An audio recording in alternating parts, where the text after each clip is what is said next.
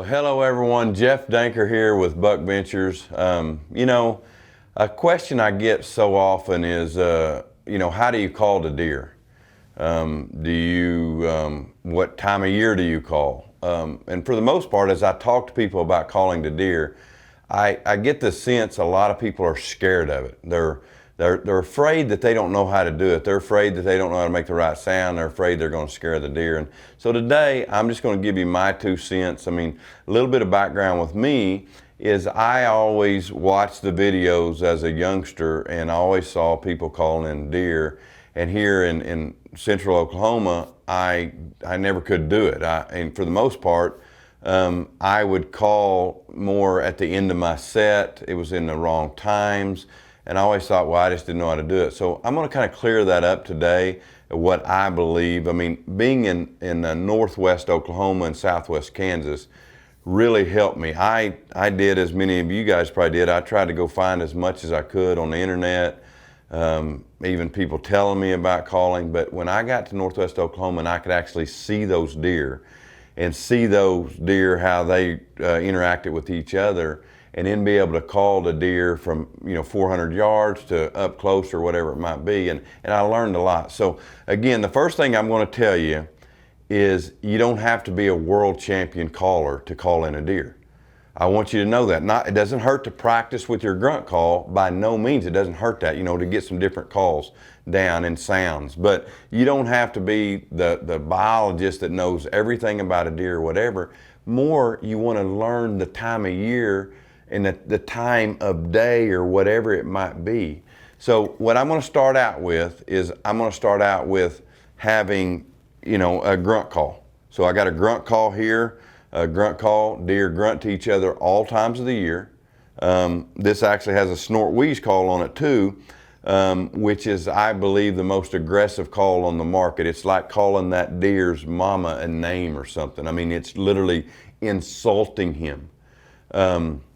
And the third one I have is a bleat, and really I believe you can even do a fawn ball with this, and I'm going to kind of go over those different calls. But again, the first thing I want to tell you is you don't have to be an expert. I mean,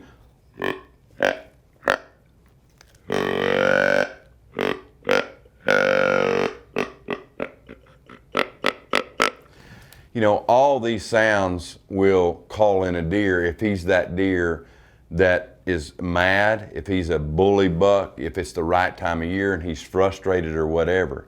Some of the biggest things people do is they overcall. So I'm going to paint a little bit of a picture for you.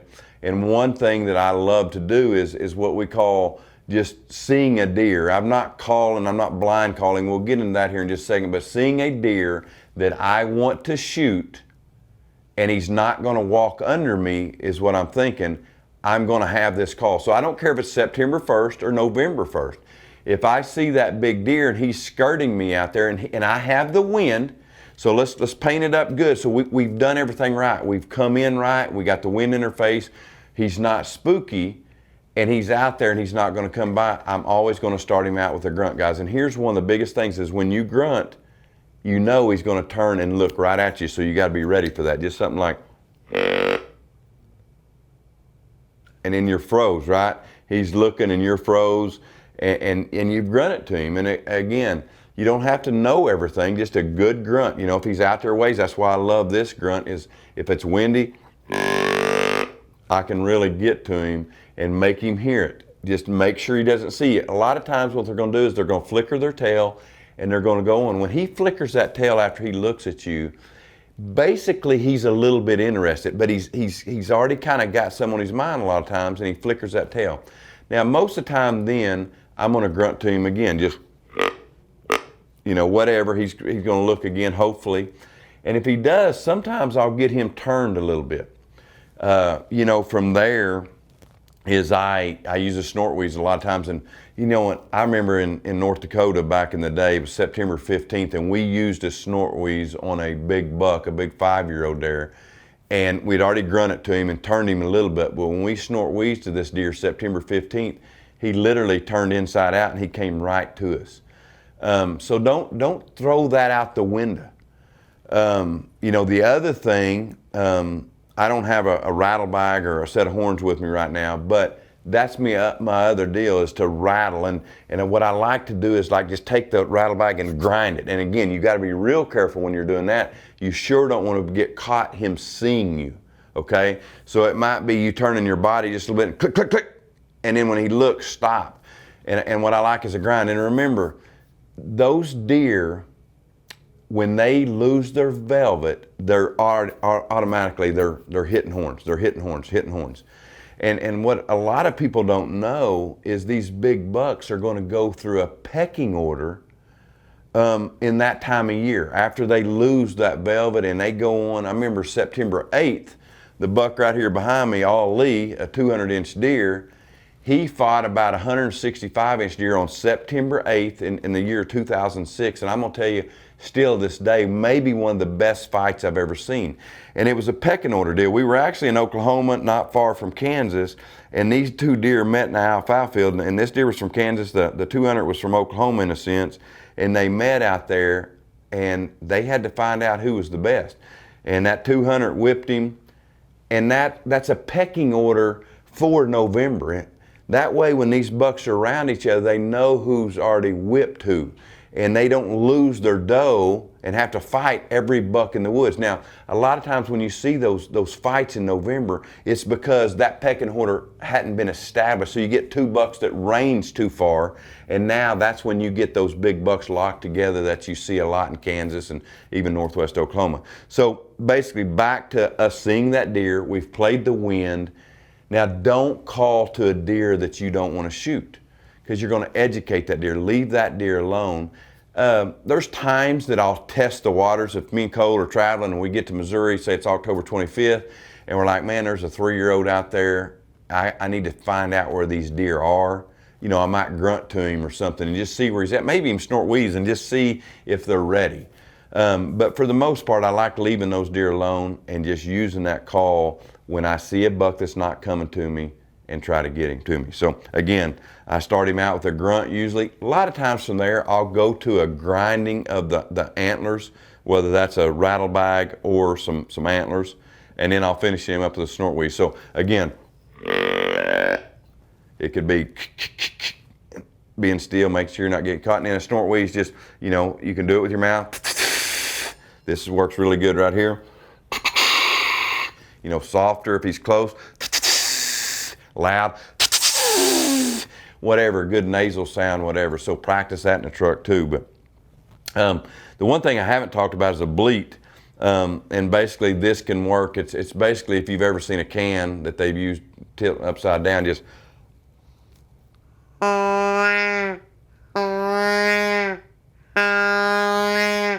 fawn ball with this.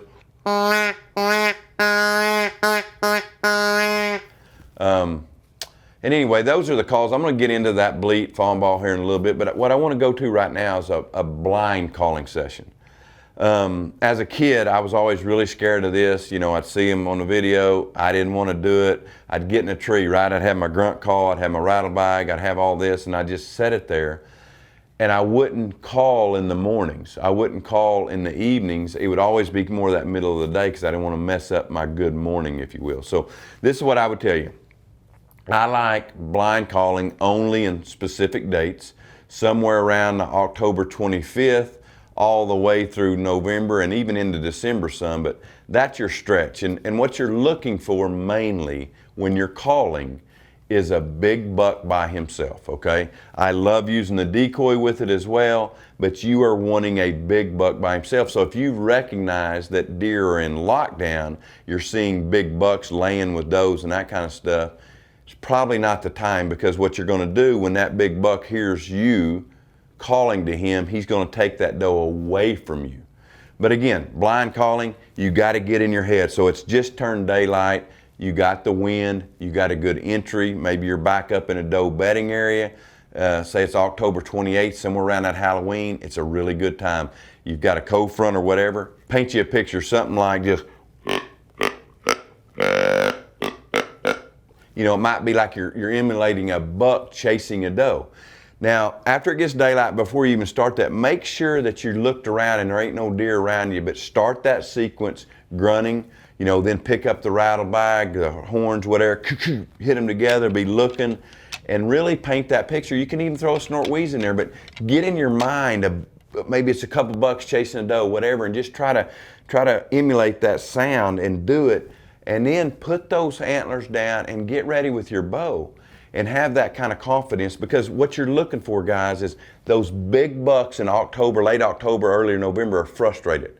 As soon as they've lost their velvet, they are ready to breed.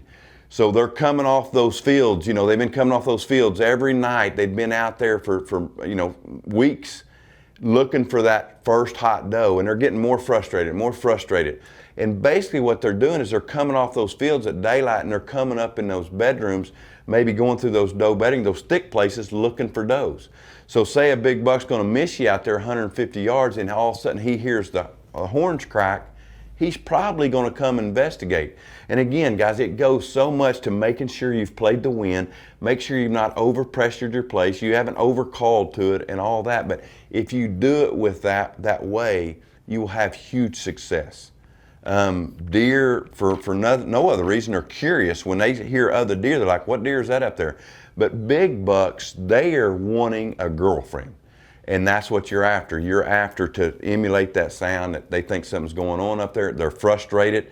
Again, as soon as they lost their velvet, they were ready to breed a doe. So away it goes. And then even after that, guys, so 30 minutes after that, you might hit them again. You're looking for those big bucks cruising, okay? Evening times, so in the mornings, I like to be up high. So I like to be up more high where the big bucks are gonna go bed. And in the evenings to call, I like being down lower, you know, maybe tight to bedding, but more towards that field in calling. As you get into November, this is an all-day deal. It can be on fields, it can be whatever. You're looking, once those big bucks get to cruising and covering ground, again, it goes back to good access, good wind always, and then lighten it up, calling, making sure they're not seeing you move. But again, some of my big things, again, I just want to get across to you guys that you don't have to blow this exactly like me. You know, practice a little bit with it, but more you're reading that deer. And here's the other thing I want to get into. Let's just paint a picture that we see a big buck. Let's just say we've blind called and all of a sudden we see a big buck come out and he's 150 yards. We have to start learning body language. Sometimes less is more. So let's just say he's missing me out there and he's not looking my way, but you can tell he's responded. I mean, it could be just, and you got to read him. So now he's looking and he's like, don't just keep calling to him. He might even take off walking again, but let him have a chance to make up his mind. You know, watch his ears, different things to see if maybe he's going to come to you. Because the more you call to him, especially when he can just look that quick and maybe like, what's going on? He could pick up on something. So a lot of times less is more. And the closer a deer gets, the less you got to mess with your calls. I mean, you've got to give him that chance of the curiosity, because there's a time being when he breaks 100 yards or whatever, unless he goes behind something, it's hard. I'll give you an example, and we'll actually even show this example. So Meat, I had blind called one morning up there in northwest Oklahoma, and I got him to come, and all of a sudden he just appears out of nowhere, and he ends up being at 40 yards, but it just felt like he was going to come to me. I didn't shoot him. I felt like he was a little bit quarter to me, and all of a sudden he turns and goes away. And I can see him, he's walking right away from me. Well, I couldn't do nothing. I couldn't call. A lot of people, I believe, would have reached to the rattle bag and went to calling, or they'd have grunted or whatever, and even maybe snort wheezed. But it wasn't time. He would have recognized it. He's only out there 80, 90 yards. So what I let this deer do is he jumps the fence and he gets in the timber. Once he gets in the timber, then I grab my rattle bag, grind him. Then I put him back up and I grab my bow. And you will see the time elapse. It takes him a little bit, but all of a sudden here he comes. He's coming right down the fence line right to me. And I truly believe that was by letting him get away from me a little bit, getting on out there and getting stuff in between us. And then he didn't know what it was. So the other thing I want to bring up too, you know, say you're like me in northwest Oklahoma, southwest Kansas, you're in a single tree. A lot of times you might need a decoy. It might not be a good calling tree because he can look up there. Like if you're just calling in deer all the time, you're like, well, I can get him to 100 yards. Probably where you're calling, he's looking and saying, well, I don't see nothing there. So you kind of got to be in those areas where he might be like, well, dang, what's back there or whatever. So again, just something to think about. But again, my day-to-day to tell you is just to make sure and practice your calls a little bit, but you don't have to be a world champion to kill big deer. I would rather you not to blow it that good, but you do it at the right time. You do it in the right way as far as movement, as far as wind in your face, your access in. That's how you kill these deer with these deer calls. And again, once you get into that stupid phase, you know, all of a sudden you might even be able to, going back to reading a deer, you're watching big bucks, and they're chasing a doe, and all of a sudden she gets away and one big buck's looking for her. Boy, that's your time. You can call to that deer, and a lot of times he'll just respond and come right in. Now, one thing that I have not proven and tested this, I've always wanted to, but I have not. And if any of you have, I would love to see the video. But if you know what lockdown is, big bucks get locked down with a doe and you can't do nothing with them short of going up and sneaking up on them, which we all try to do. But my theory is I have called to does before in early season and did the fawn ball, something just to this nature, just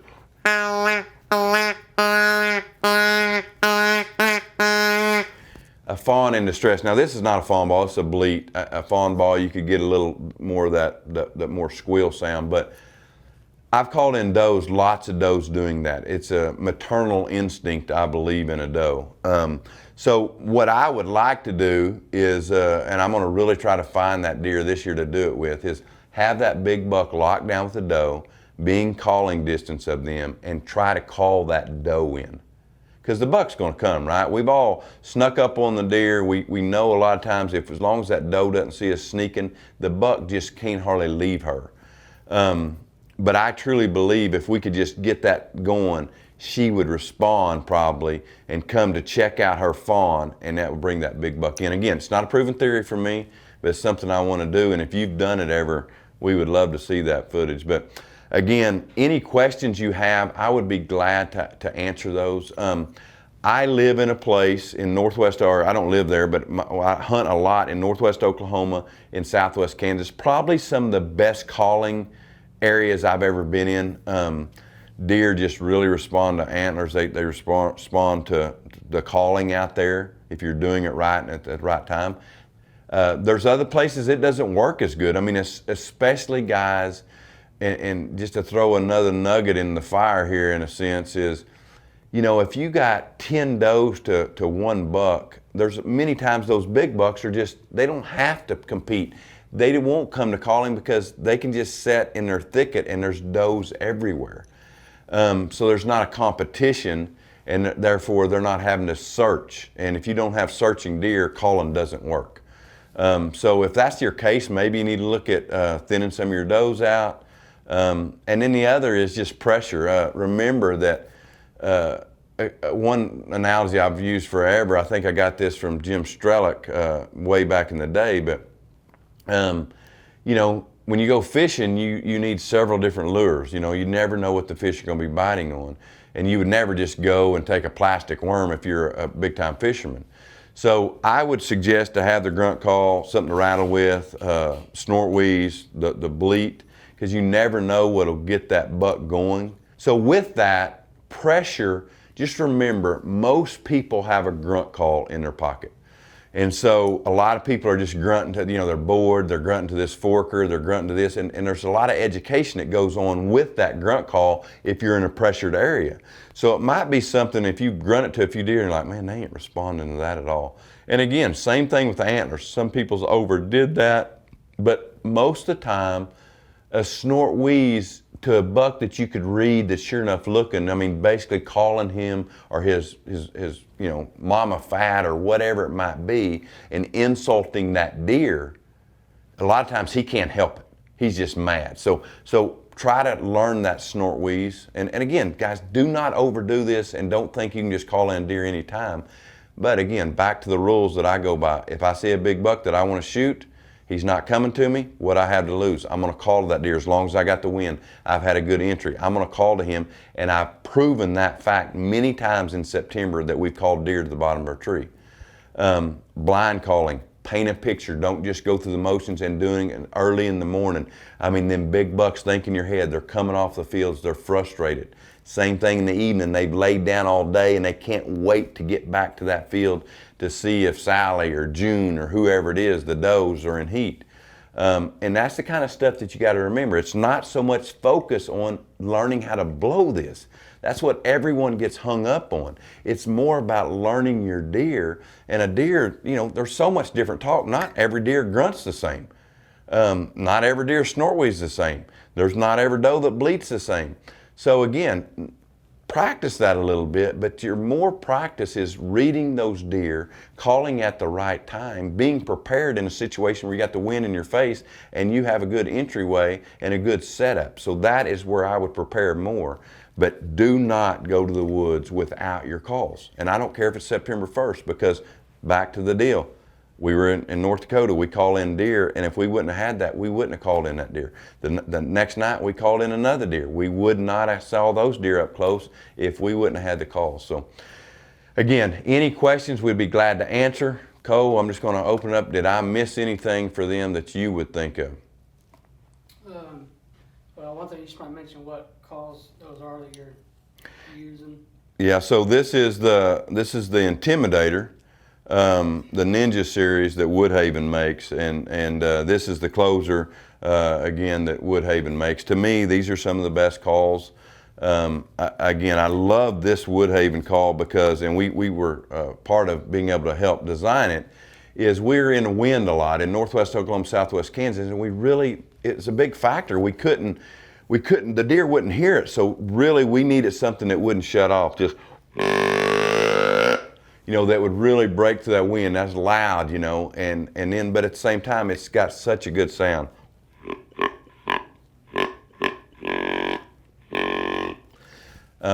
You know, same thing with the closer. They have some more grunt calls on there as well, but this is what we use. I definitely think it's the best. It's got a really good feel to it. It's durable. It's got the snort wheeze. So if you're looking for a call, make sure and go check out Woodhaven calls. And again, I think that's about it. Any questions, I would be glad to answer. And man, if not, I wish you guys happy hunting this fall because it's right around the corner.